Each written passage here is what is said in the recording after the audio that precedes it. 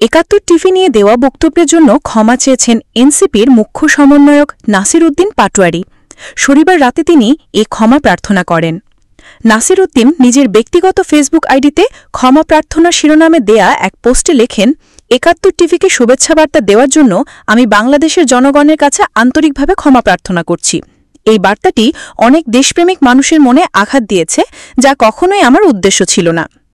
নাসির উদ্দিন আরও লেখেন, যারা ফ্যাসিবাদ ও অন্যায়ের বিরুদ্ধে লড়াই করছেন আমি তাদের পাশে ছিলাম, আছি ও থাকব। আপনাদের অনুভূতির প্রতি আমার পূর্ণ সম্মান রয়েছে এবং আমি জনগণের সংগ্রামের প্রতি আমার অটল অঙ্গীকার পুনর্ব্যক্ত করছি।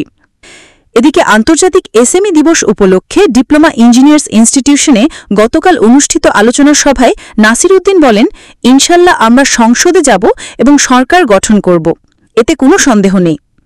এনসিপির এই নেতা আরও বলেন, বাংলাদেশে বুলেটের রেভলিউশন হয়েছে, সামনে ব্যালটে রেভলিউশন হবে। কোনো শক্তি নেই তা বাধাগ্রস্ত করতে পারবে, আমরা জয়ী হব।